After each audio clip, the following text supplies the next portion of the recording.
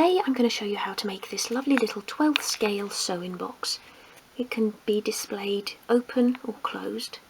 I've just put a few little bits inside for now because I'm not sure if I'm going to have mine open or closed inside the shed until I know where it's going to go. It's fairly easy to make. I'll tell you what we need as we go along. Let's get started. Okay, so we're going to begin by making the base of the sewing box. I've got some glue here on a piece of card and a cocktail stick to apply it, and I've also got a couple of spare strips of 5x5 13/64 of an inch strip to help when gluing the pieces together. So begin by applying glue along two opposite sides of the base. Pop that back down on your work surface and attach the side pieces. And if you've followed my tutorials, you'll know this is just sort of like making a drawer for a piece of furniture. Exactly the same sort of method. So position those side pieces and then bring in the strip and just very gently press that together. By doing it with the strip wood, you're just sort of getting closer to that bottom glue line than you would with your fingers. Okay, remove those, push it along your desk rather than trying to pick it up, just in case it's become a little bit stuck. That side will straighten out once we glue the front and back into place, but for now I just want to leave that to dry for a moment. So once the glue has dried enough that you can handle that piece without it falling apart, apply glue to the front and back. And just pop that piece back down on your work surface and press the front and back pieces into place.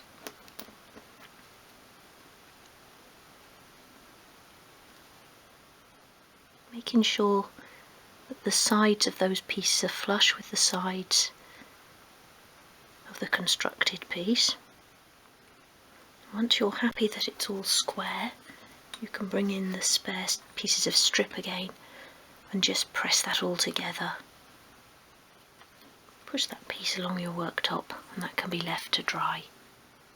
Whilst that piece is drying, cut a square of fabric that is just slightly larger than the lid, about 6mm, 1/4 of an inch, all the way around, and then just place that in the centre and just snip away each corner.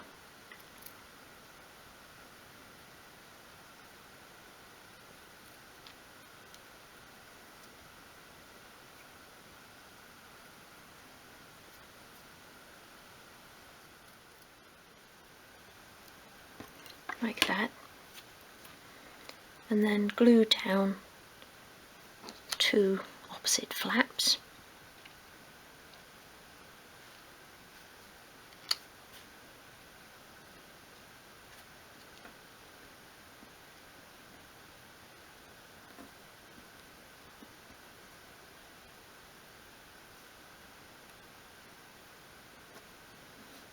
And I'm just using the Gorilla Glue to do this.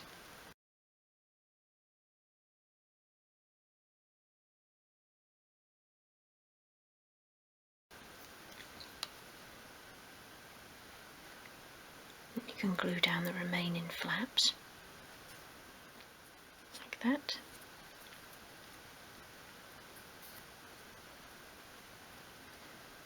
Put that to one side to dry, and then cut a piece of paper that's just slightly smaller than the square of the lid.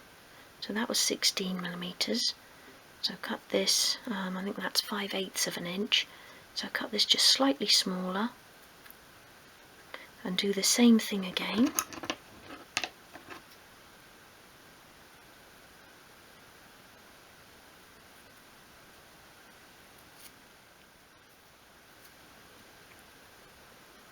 And again, glue that down.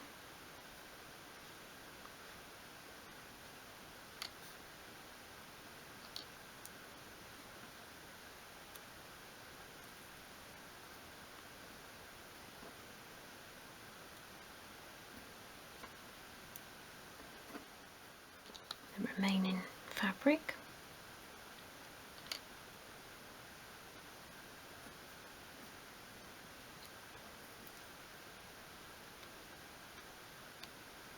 Just loosen that off a bit where the paper was starting to curl. And again, that piece can be left to dry. Cut a further piece of fabric that measures 75mm by 16mm, and that's 3 inches by 5/8 of an inch. Turn it over and apply glue to the back. Take the base of the sewing box and just lay it so you're leaving a little overhang of fabric along the bottom edge, and the top of the box is here, and along the side. Just put my finger in the glue.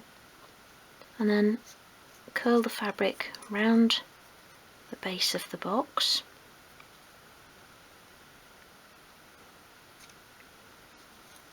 Keeping it straight.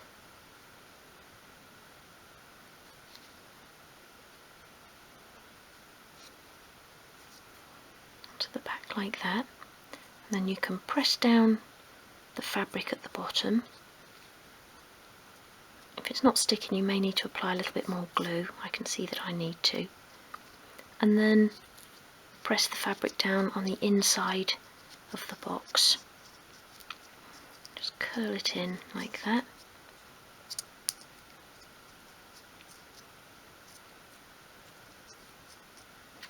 Use a clean cocktail stick to press it down on the inside. Stretch it down in there to touch the bottom of the box. And you can apply a little bit more glue to that underside. Press that down. This is where your fingers get really gluey. Cut another little square of fabric to glue on the inside of the sewing box. I've got my tweezers here to hold that with while I glue it and put it into position.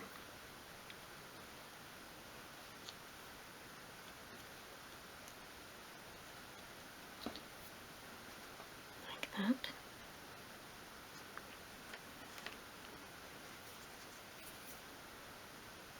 You can use the tweezers to press that into the bottom of the box. To attach the lid, I'm using ribbon, and this is 2mm thick. So cut 2 pieces about 20mm long, 3/4 of an inch.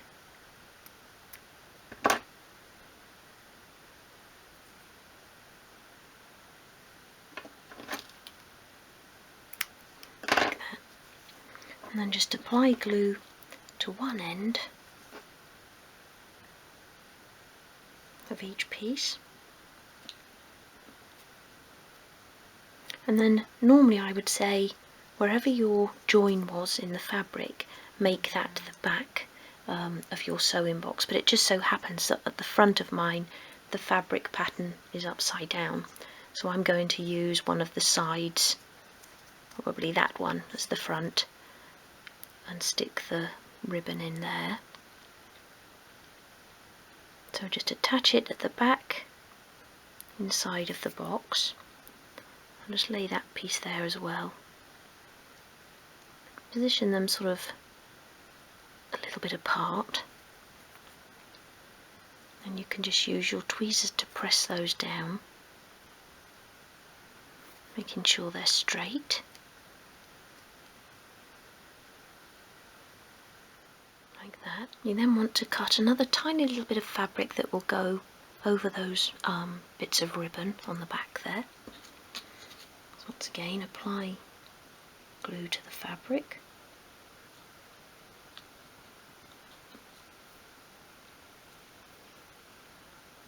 Glue that into place.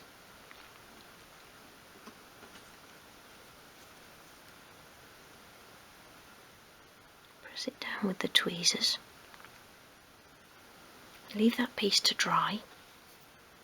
To make the braiding, I'm going to use crochet cotton, and I'm going to plait it. Crochet cotton, this is a DMC, a number 80, so it's a little bit thicker than normal sewing cotton. but you could use sewing cotton or embroidery floss if you haven't got crochet cotton. And for the sort of 3 braids, 2 around the box and 1 around the lid, you want to do a plait of about 12 inches long, about 300 millimeters long. So cut 3 strands to that length.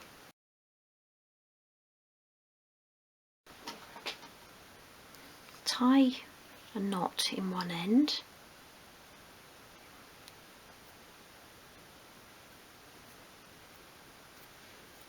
And then use a bulldog clip to secure that to your cut-in mat or edge of your desk.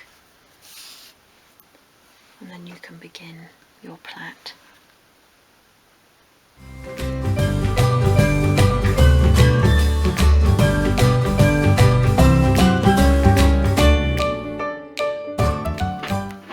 And then tie that off.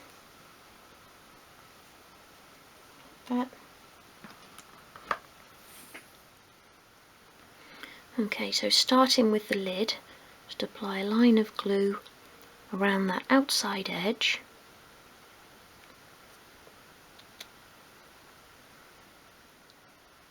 And then begin attaching the braid.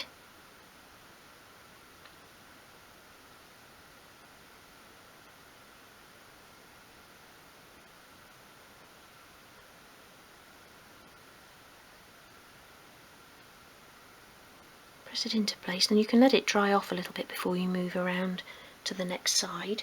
You can always apply more glue if you need to.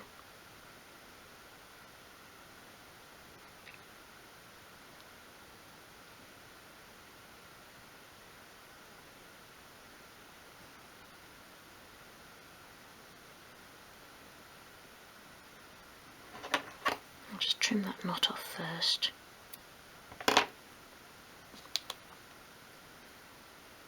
A little bit more glue on that final side.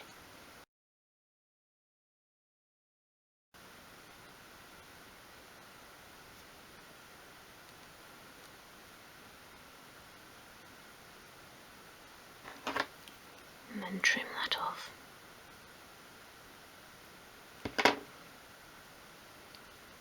Pop that to one side to dry.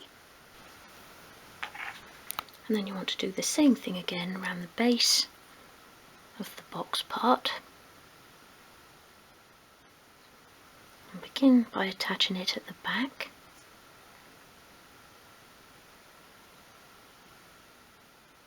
And again, work your way around.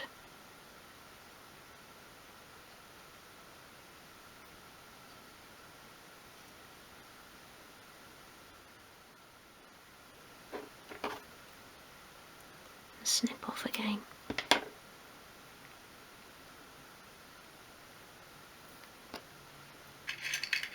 Just remove that excess glue there, although it will dry clear.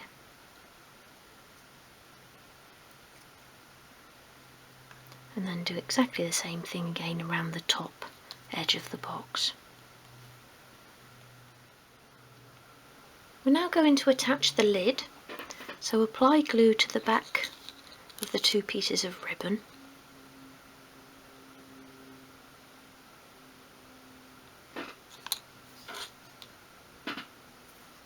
And if you've got a pattern that you need going in a particular direction, just double check. And then press that up against the ribbon. And so that the lid is sort of central with the box. Press the ribbon down. Move that over a bit.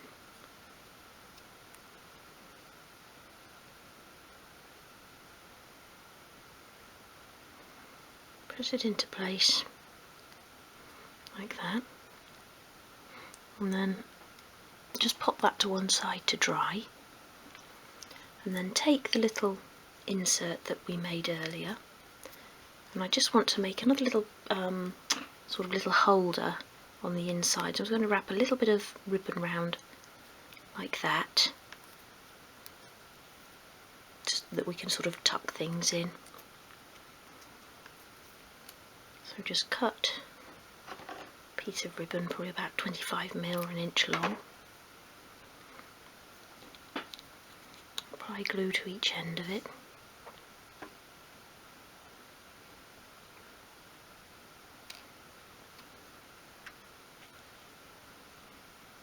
And lay it across the corner like that, and then glue it down at the back.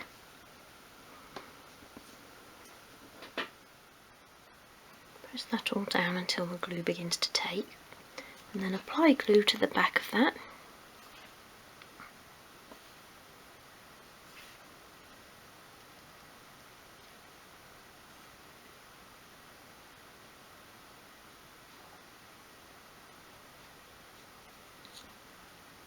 And then that can be attached on the inside of the lid, so that your little bit of ribbon is in the bottom corner there. And so that's just sitting centrally on the lid, and then that bit is designed to just tuck inside when the lid is shut.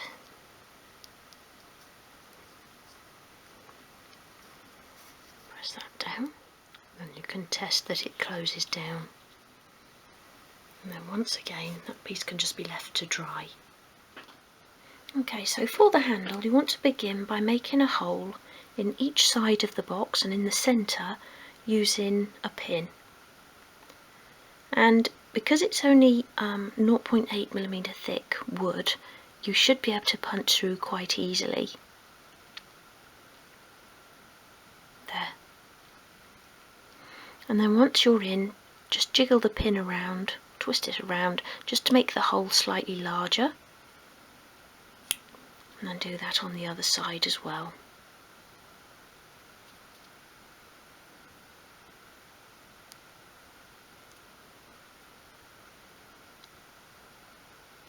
And I just made a little pencil mark in the centre on each side first of all, like that. And then for the wire, I've used one of these sort of tie wraps, and this was actually off of some cord, so they're gold, but you could use like the freezer bag tie wraps, and just stripped off the sort of outer paper to reveal the wire. And you want to cut that about 50mm or 2 inches long. Then take your ribbon and apply glue along it, holding on to the end, so don't cover this first sort of 5mm.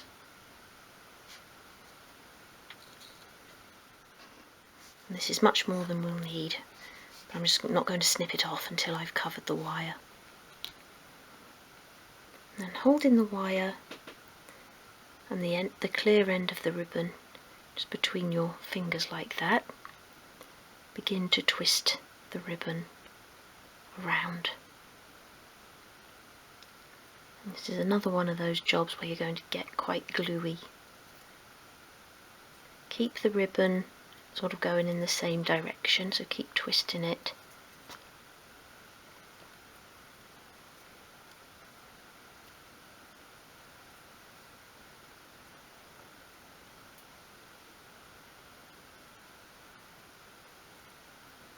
And because the wire is so flimsy, it's quite tricky, but just keep going.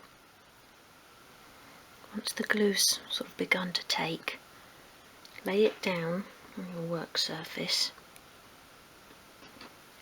and you can apply a little bit more glue to the ribbon.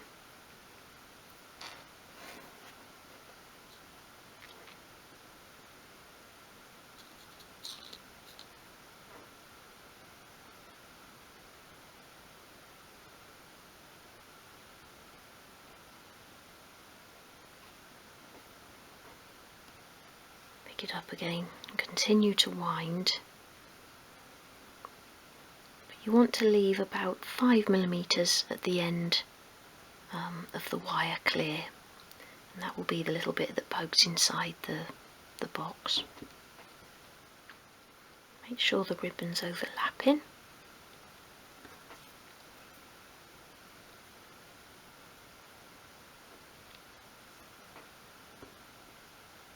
Sort of keep moving your fingers up and pressing it into place.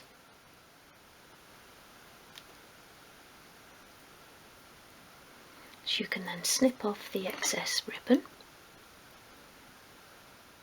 pull it all tight,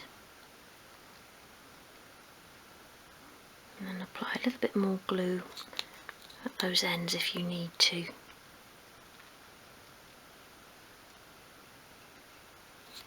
And then sort of glue those around without twisting them up the wire.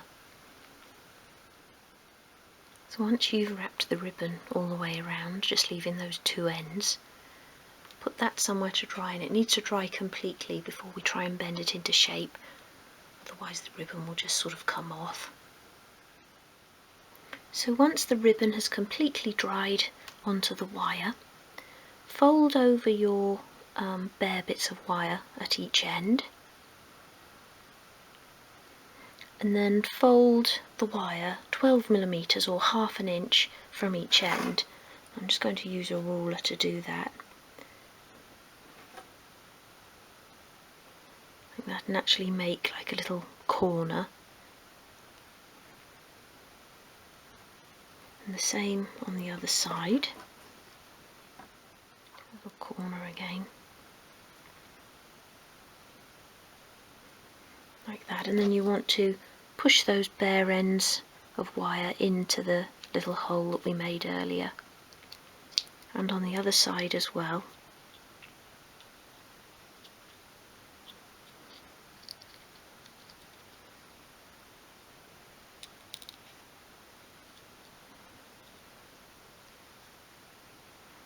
And press those in.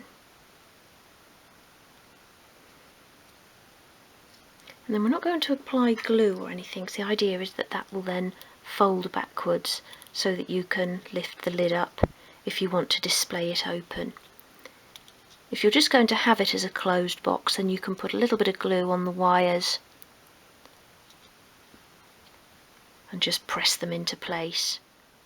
So that's the actual sewing basket, and let's just make a few little bits to go inside. Okay, so all I've actually added in there is a couple of skeins of embroidery floss, some ribbon around a piece of card, and then I just downloaded some images of some sewing needle packets, and I've cut those out and tucked those in the lid there. Okay, I'll bring the shed in and we'll just pop that inside. Okay, so I've just popped the little sewing basket over there for now. And I just wanted to show you the other sort of bits and pieces I've been working on in the shed while I've been away.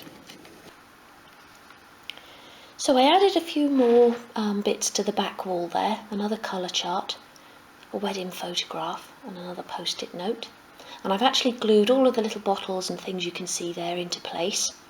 I glued the rulers and the pencils and everything into the desk tidy as well, so I can move the craft shed now without anything moving. And then I just couldn't resist, I downsized a cereal packet cover and just cut it into small bits to put into the desk tidy for my glue card. Here you can see some the other bits that I glued into the corner there. And I had a few bits left over, and I made a few duplicates as well, and I've glued those into the wall cupboard. There you can see the wall cupboard actually glued into place now, so that's nice and sturdy. And on the desk there, the paper, I've got a piece of card there which I'm going to put some pieces on that have just been painted. And the other was just a template for my sort of pattern book that I'm going to make, and that will go there. And then I knew where to glue the pieces so that I still had enough room left for the things that I want to put on the desk. Here I just made some bits of card, a spare cut-in mat, and I also keep an envelope of card for when I do sort of display photographs for my books. So I copied that as well, glued it all together, and I've glued that to the edge of that corner unit there. And there's the corner unit in place, and I'm sure we all have sort of things pushed down the sides of cabinets to keep them out of the way. I've made just some pieces of wood here.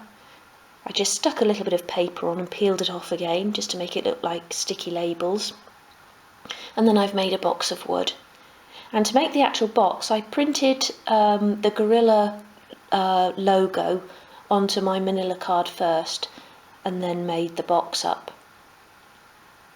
And that logo is actually only on those two sides of the box, so it's quite easy to do. Here I've made a little stack of boxes. The little thing on top, the little toolkit, that's what I've actually got. So I scaled down the cover and just glued that around a piece of wood.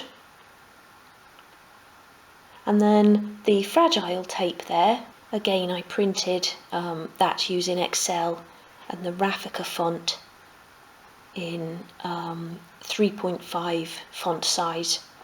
Cut it into strips and just taped it onto the box, or glued it onto the box there.